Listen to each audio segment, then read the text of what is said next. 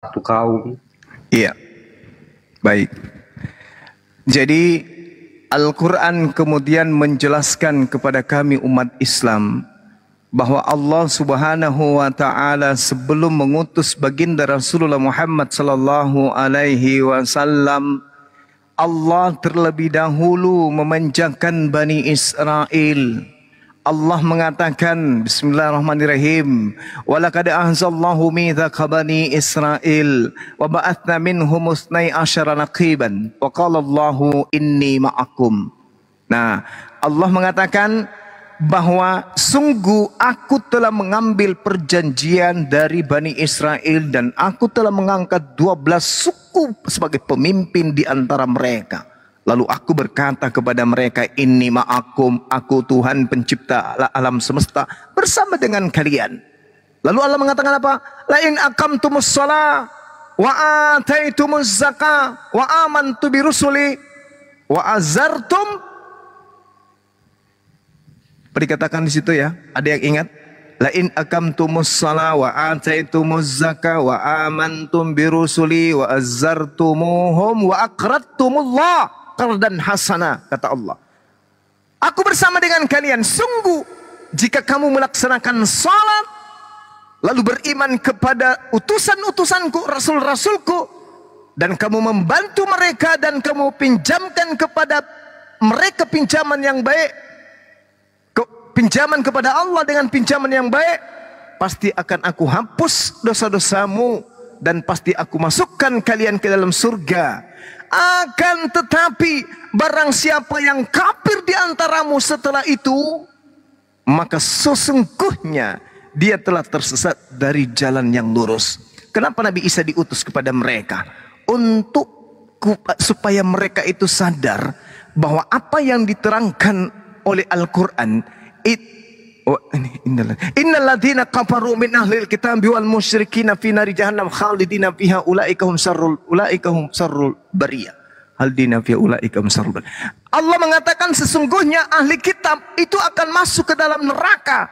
Mereka akan kekal di dalam neraka. Nabi Isa diutus kepada mereka supaya ada alasan Allah kemudian membuat mereka kekal di dalamnya. Dengan apa? Allah akan melihat siapa di antara mereka yang ingkar kepada Nabi Isa alaihissalam. Itu diutus kepada Nabi Isa. Kenapa bukan baginda Rasulullah Muhammad SAW? Nabi Muhammad kemudian yang menjelaskan nanti bahwa keberadaan ahli kitab yang tidak menerima Nabi Isa itu dijelaskan kemudian akan kekal di dalam api neraka. Dengan demikian mereka yang punya akal, mereka yang punya hati kemudian ketika mengetahui itu melalui Rasulullah bahwa Allah mengancam mereka yang tidak menerima kerasulan Nabi Isa alaihissalam, maka Allah akan memasukkan ke dalam api neraka yang menyala-nyala dan mereka ke dalamnya. Maka Allah tidak setega itu, Allah tidak sekejam itu. Allah masih beri ruang kepada mereka dengan Allah mengatakan, ya ahlal kitab qad ja'akum rasuluna yubayyinu lakum katsiran mimma kuntum tukhfuna minal kitab wa ya'funa an katsir. Wahai ahli kitab, sungguh rasul kami telah datang kepadamu menjelaskan kepadamu banyak hal isi kitab yang kalian sembunyikan dan banyak pula yang dibiarkannya untuk tidak dijelaskan. Sungguh telah datang kepadamu cahaya dari Allah yaitu Al-Qur'an, yaitu Islam, dan kitab yang menjelaskan yaitu Al-Quran. Yahdi bihil man ittaba ridwan subul salam wa yukhrijuhum minaz zulumati ila nuri biizni wa yahdihim ila siratal mustaqim. Dan dengan kitab itu, dengan Al-Quran itu, Allah memberi petunjuk kepada orang yang mengikuti keridaannya kepada jalan keselamatan. Al-Quran adalah jalan keselamatan. Dan dengan Al-Quran itu Allah mengeluarkan orang itu dari gelap gulita kepada cahaya dengan izinnya. Dan dengan Al-Quran Allah menunjukkan manusia kepada jalan yang lurus. Lalu Allah mengatakan apa? Laqad kafaral ladzina qalu innallaha huwal masihu ibnu Maryam. Kena dia di sini. Kafir. Sungguh telah kafirlah orang yang berkata sesungguhnya Allah itu adalah Nabi Isa putra Maryam. Katakanlah wahai Nabi Muhammad, ini perintah Allah. Qul faman yamliku minallahi syai'a in arada ayyuhlikal masiha ibnu Maryam wa umma wa man fil ardi jami'a. Walillahil mulkus samawati wal ar wa ma bainahuma yakhluqu ma yasha wallahu ala kulli syai'in qadir. Apa kata Allah? Kafirlah orang yang berkata sesungguhnya Allah itu adalah Nabi Isa putra Maryam yang datang menjelma menjadi manusia. Katakanlah wahai Nabi Muhammad, siapakah yang dapat menghalangi kehendak Allah jika Allah hendak membinasakan Al-Masih beserta ibunya dan seluruh manusia yang berada di atas muka bumi? Tak ada yang bisa menghalangi. Dan milik Allah lah kerajaan langit dan bumi dan apa yang ada di antara keduanya. Allah menciptakan apa yang Allah kehendaki dan Allah Maha Kuasa atas segala sesuatu. Jadi tujuannya mengutus Nabi Isa agar kemudian kelak orang-orang yang menolak kenabian Nabi Isa itu kekal di neraka. Yang menganggapnya Tuhan itu ada alasannya dimasukkan ke dalam neraka. Maka yang tadi dari awal kita bahas apa? Wa qulil haqqu mir rabbikum. Aku Nabi Isa tidak berkata-kata dari diriku sendiri. Yang bukan hakku tidak aku katakan. Ma qultu lahum illa ma amartani bi. Apa yang aku katakan hanyalah aku mengajak Bani Israel menyembah kepada Allah, Tuhanku dan Tuhanmu. Maka orang yang justru menyembah Nabi Isa, yang kemudian dipleset namanya menjadi Yesus, itu kekal di neraka. Innal ladzina kafaru min ahlil kitab wal musyrikin fi nari jahannam. Bahkan dituliskan dalam kitab saudara Matius 7 nomor 22 sampai 23, orang-orang Kristen diusir ke neraka. Dalil menyatakan itu, Al-Quran pun mengatakan itu. Jadi mau kemana?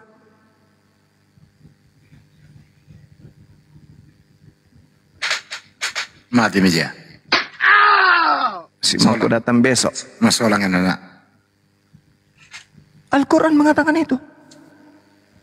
Jadi Allah tidak semena-mena memasukkan orang-orang ini masuk ke neraka sebelum datang kebenaran kepada mereka. Bahkan ketika mereka ngingkar kepada Nabi Isa, Allah masih memberi kesempatan. Kalian, wahai keturunan ular beluda, wahai keturunan tegar tengkuk, Nabi kami, Rasulku telah datang kepadamu mengajarkan Al-Quran sebagai cahaya. Dengan Al-Quran kemudian kalian mendapatkan petunjuk untuk mengikuti keridaanku kepada jalan keselamatan. Dan apabila engkau tidak mendengarkan itu, maka Allah mengatakan, laqad kafaral ladzina qalu innallaha huwal masihu Isa bin Maryam. Apa kata Allah? Innal ladzina kafaru min ahlil kitabi wal musyrikin fi nari jahannam khalidina fiha abada ulaika hum syarrul bariyah. Coba Anda baca Matius 7 nomor 22 sampai 23. Benarkah Yesus mengusir orang Kristen masuk ke dalam api neraka? Baca dalil itu. Baca dengan seksama. Yang diusir Yesus ke neraka hanyalah orang yang menyeru dia Tuhan dan bermujizat, bernubuat, mengusir setan pakai nama Yesus, dan itu hanyalah kaum Kristen. Demikian. Allahu Akbar, Masya Allah. Lanjut. Oke, baik. Bang Suma, iya. Ini kira-kira apa keistimewaan dari Nabi Muhammad ini sampai Nabi Muhammad ini diutus untuk semua kaum, sedangkan Nabi Isa itu hanya diutus kepada hanya satu kaum? Maksudnya keistimewaannya apa? Karena dengan adanya Nabi Muhammad ini membuat Nabi Isa tidak sama dengan tidak ada gunanya, karena dia datang pun juga tetap juga punya kekurangan. Tolong dijelaskan, Bang. Iya. Baik. Yang pertama, baginda Rasulullah Muhammad sallallahu alaihi wasallam, keistimewaannya itu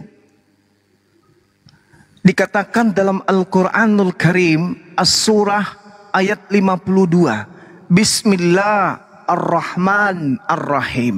Wa kadzalika auhayna ilaika ruhan min amrina ma kunta tatri mal kitab walal iman walakin ja'alnahu nuran nahdi bi man nasya'u min ibadina.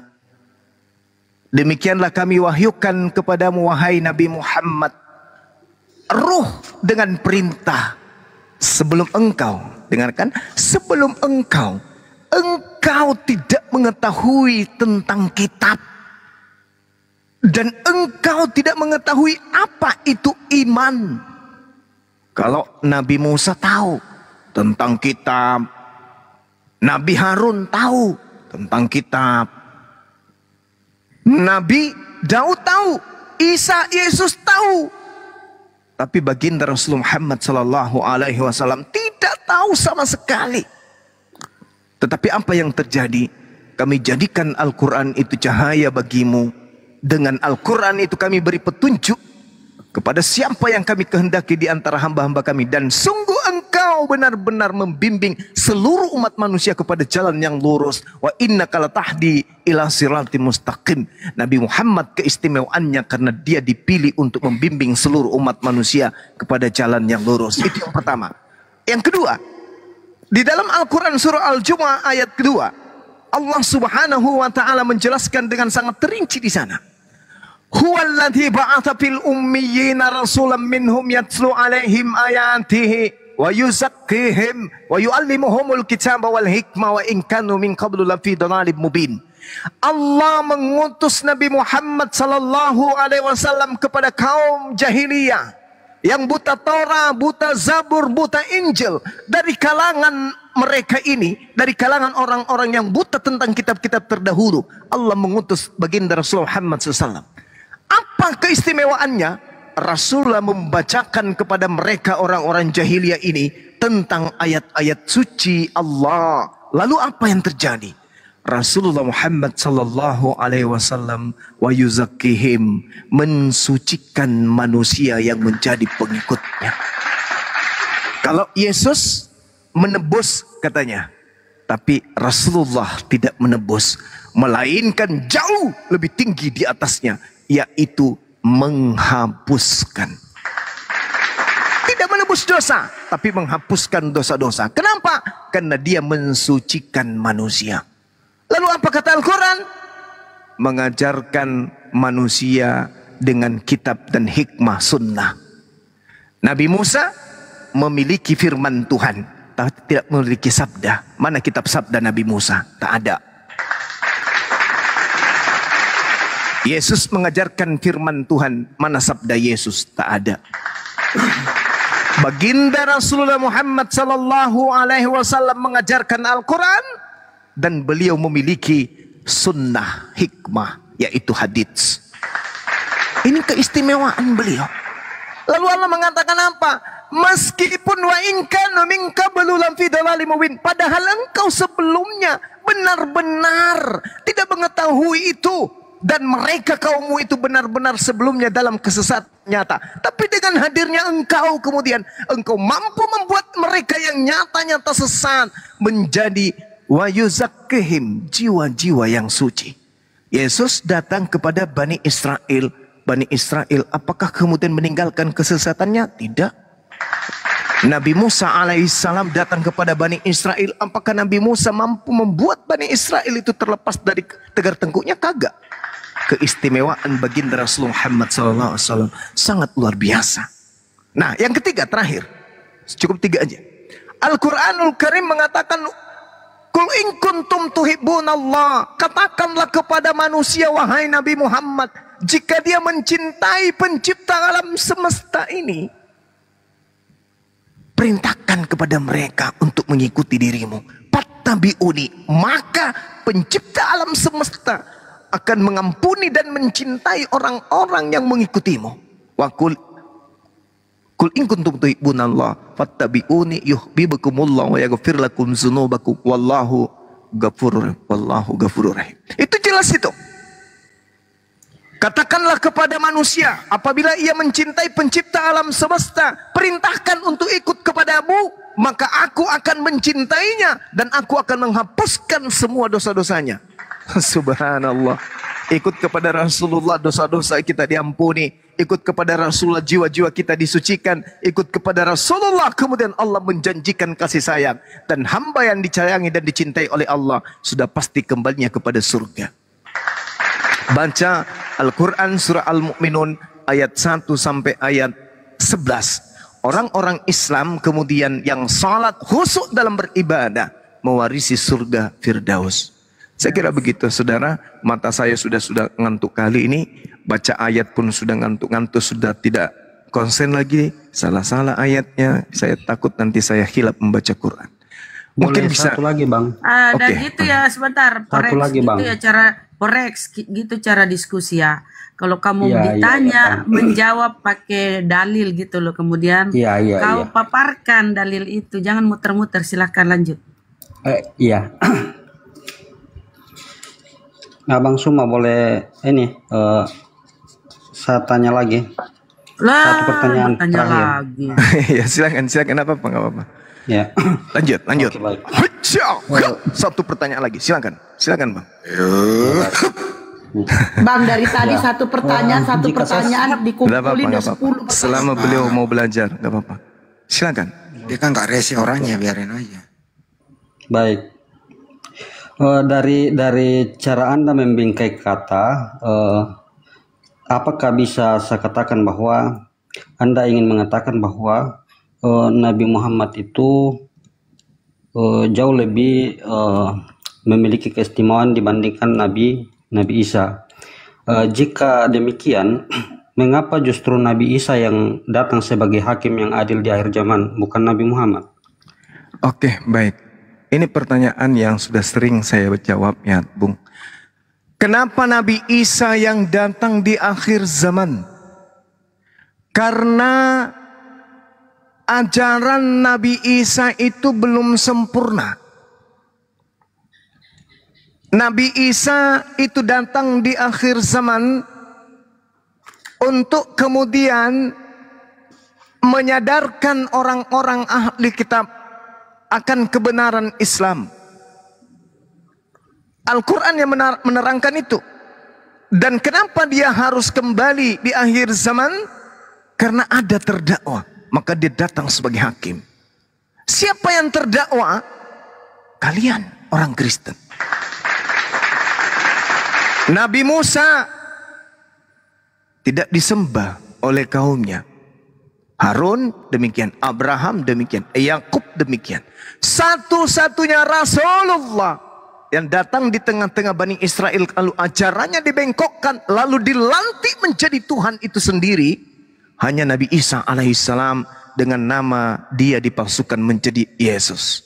Disembah oleh miliaran manusia. Maka ada yang terdakwa di situ. Dia datang. Al-Quran yang mengatakan itu. Ma qultu lahum illa ma amartani bi ani abudullah rabbi wa rabbakum.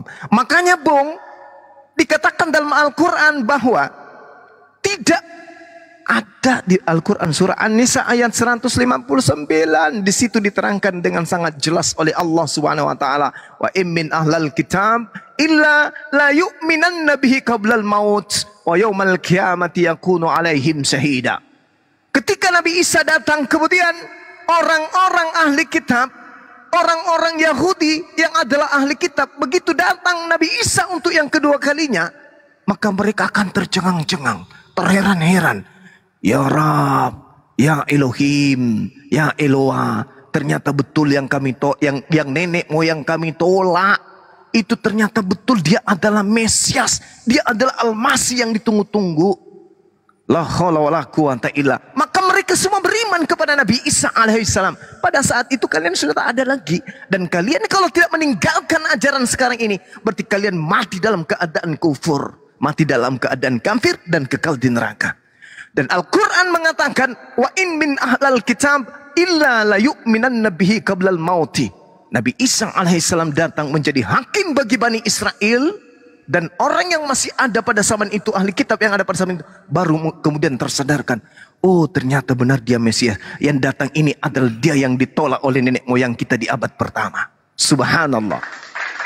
Nah, sekarang begini, Anda adalah seorang Kristen, maka kemudian saya sebagai narasumber itu tidak adil kalau saya tidak menunjukkan kepada saudara apa yang tertuang dalam Bible. Di dalam Yohanes 12 nomor 48, barang siapa yang menolak aku, dia sudah ada hakimnya, yaitu perkataan yang aku katakan kepada mereka ketika aku bersama dengan mereka, yaitu firman yang aku sampaikan. Firman itulah yang akan kelak menjadi hakimnya di akhir zaman. Coba Anda takar diri Anda sekarang. Takar dan takar diri Anda sekarang. Barang siapa yang menolak aku, dia sudah ada hakimnya, yaitu perkataan yang pernah aku ucapkan. Perkataan itulah yang akan menjadi hakimnya di akhir zaman. Mana perkataan Yesus yang akan menyelamatkan Anda sehingga Anda menyembah dia? Ibadah minggu, makan babi, tidak bersunat, percaya kepada Paulus. Mana firman itu yang pernah diucapkan? Tak pernah. Tidak pernah. Anda baca Yohanes 11 nomor 42. Aku tahu engkau selalu mendengarkan aku, tetapi kepada orang yang melindungi aku ini, aku mengatakan kepada mereka agar mereka percaya kepadaku bahwa engkaulah yang telah mengutus aku. Yesus mau dipercaya bahwa dia adalah utusan Tuhan.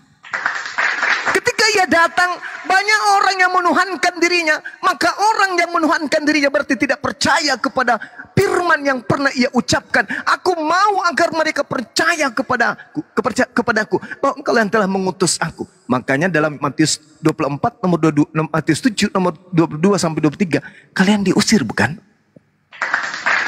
Karena kalian menyembah padahal tidak pernah Yesus memerintahkan itu. Tolak ukur daripada keselamatan adalah firman atau ucapan perkataan Yesus yang pernah benar-benar Yesus ucapkan selama 3 tahun di tengah-tengah Bani Israel. Apa itu? Baca Yohanes 17:8. Segala firman yang engkau berikan kepadaku telah aku sampaikan kepada mereka sebelum naik ke langit. Telah aku sampaikan kepada mereka dan mereka telah menerimanya dan mereka percaya dan mereka benar-benar percaya. Mereka yang menerima segala firman itu benar-benar percaya bahwa engkaulah yang telah mengutus aku. Berarti mereka yang menerima firman percaya kalau Yesus itu adalah utusan. Sementara kalian bukanlah orang-orang yang menerima firman. Kalian adalah orang-orang yang menerima surat-surat Paulus. Orang-orang yang menerima firman yang diterima Yesus dari Tuhannya percaya bahwa Yesus itu adalah utusan Tuhan. Siapa mereka? Hawarion. Orang yang percaya bahwa Yesus itu adalah utusan Tuhan. Sementara kalian adalah orang yang percaya bahwa Yesus itu adalah Tuhan itu sendiri. Dari mana tolak ukur itu muncul? Sementara yang menjadi tolak ukur penghakiman Yesus kelak adalah ucapan-ucapannya, yaitu firman-firman yang pernah dia ucapkan kepada murid-muridnya, sehingga muridnya mengantarkan kepada kepercayaan bahwa Yesus itu adalah utusan Tuhan. Yohanes 17:3, hidup kekal itu adalah mereka mengenal engkau satu-satunya Tuhan dan mengenal Yesus Kristus yang telah engkau utus. Berarti kalian tidak menemukan hidup kekal. Kenapa? Karena kalian tidak mengenal Yesus sebagai utusan, tetapi kalian mengenal Yesus sebagai Tuhan itu sendiri. Inilah yang dikatakan Al-Quran, wa min ahlal kitab illa la yu'minanna bihi. Kenapa Nabi Muhammad tidak kembali? Anda keliru, Bung. Jangan Anda mengatakan bahwa Nabi Muhammad itu mati disebabkan karena dia tidak kembali. Tidak.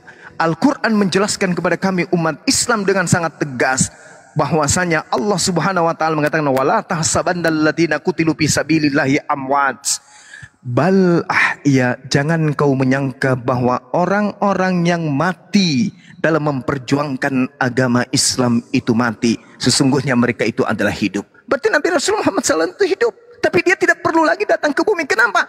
Karena Al-Quran mengatakan al-yauma akmaltu lakum dinakum. Pada hari ini telah kusempurnakan agamamu dan aku ridha Islam itu menjadi agamamu. Berarti sudah tamat ajaran baginda Rasulullah Muhammad SAW dan tidak ada manusia di atas muka bumi ini yang mempertuhankan dia. Berbeda dengan Yesus. Makanya Yesus diadili oleh Allah. Apa kata Allah? Qala Allah Ta'ala, qala Allah ya Isa bin Maryam, a anta qulta linnas tahizuni wa ummi. Apakah engkau, wahai Nabi Isa, apakah engkau yang mengajarkan kepada manusia untuk menjadikan dirimu dan ibumu sebagai dua Tuhan selain daripada aku? Kata Nabi Isa, qala subhanaka ma yakunu li an aqula ma laysa li bihaqq. Maha suci engkau ya Allah, aku tidak pernah mengajarkan itu. Apa yang aku ajarkan adalah apa yang kau perintahkan untuk aku katakan. Apa yang kau perintahkan, apa yang ku katakan adalah yang menjadi hakku. Yang itu bukan hakku. Nah, makanya dikatakan Yohanes 12:48, barang siapa yang menolak aku, dia sudah ada hakimnya. Yaitu perkataan yang pernah aku ucapkan kepada mereka, perkataan itulah yang akan menjadi hakimnya kelak di akhir zaman. Subhanallah, umat Islam dihakimi misalnya oleh Yesus. Kenapa kau tidak menuhankan aku? Tunggu dulu. Emang lu pernah mengajarkan untuk menuhankan dirimu? Tidak, iya sih. Aku memang nggak pernah mengajarkan. Umat Islam selamat. Kristen ditanya, lu. Kenapa lu ke gereja menyembah aku? Siapa yang perintahkan? Mana ucapan saya yang pernah ku ucapkan? Mana? Tunjukkan. Jangankan Yesus yang bertanya, Bang Suma aja yang bertanya nggak ada yang mampu jawab. Apalagi Yesus. Oleh karena itulah saudaraku, Islam itu datang untuk mengajak kalian menjadi apa? Islam datang sebagai saksi kelak kalian akan masuk ke neraka karena kalian menolak Islam, dan kalian ketika diajarkan tentang Yesus kalian juga menolaknya. Sehingga di antara saudara-saudara Kristen yang mendapatkan hidayah itu hanya orang yang menggunakan akal sehat. Saya kira begitu. Cakarut du Ijagowe, ini sudah di tempat saya adalah jam 2 hampir, maka kita saatnya untuk istirahatkan jasad kita setelah kita beribadah kepada Allah Subhanahu wa taala. Saya kira begitu, Bung. Cakarut di pegawai. Iya. Iya, begitu Bang Forex. Masih ada waktu besok kita diskusi lagi, saudara. Silakan Anda bertanya 1000 pertanyaan tentang Islam, tapi dengan catatan jangan menghujat, jangan menista. Benar-benar murni hanya untuk memperbandingkan akidah Islam Kristen, bukan untuk menghina. Saya akan melayani apapun itu. Silakan. Terima kasih ya Bang Forex dan juga Bro Admin. Sama-sama. Atas waktunya, terima kasih Bang. Sama-sama. Bang Forex. Sudah dulu, besok lagi. Iya, Bang saya Forex, pun berterima kasih. Entar dulu Bang Forex. Sehat Tadi kalian kau semua. Bang Forex, Iya, dulu. thank you. Bang Forex, tadi kau mendengarkan penjelasan jawab Bang Juma, apa kesimpulan respect lah, apa yang kau mengertikah atau bagaimanakah begitu? Ada yang mau disampaikan atas jawaban Bang Juma atas pertanyaan kamu? Silakan. Saya tetap memandang bahwa apapun yang disampaikan oleh Bang Juma itu disampaikan dari perspektif sebagai seorang Muslim. Nah, kalau saya sendiri sebagai pribadi saya rasa keyakinan saya sudah final bahwa Yesus itu satu-satunya Tuhan. Jadi kalau saya bertanya kepada Bang Juma itu bukan hanya sekedar supaya bisa berbagi wawasan, pengalaman, tapi dari mana Anda belajar kalau Yesus itu satu-satunya Tuhan? Padahal Bang Juma tadi banyak menjelaskan. menurut ini Bang. Dengar dulu. Di Bible itu Bang Juma tadi dengar dulu. Bang Juma tadi banyak mengambil data di Bible. Yesus itu utusan Tuhan. Yohanes 17:8 itu sangat jelas. Murid-murid percaya bahwa Yesus itu utusan Tuhan. Siapa yang mengajari Anda kalau Yesus itu satu-satunya Tuhan? Siapa yang mengajari Anda itu? Yang dikatakan Bang Suma pembinasa itu Paulus itu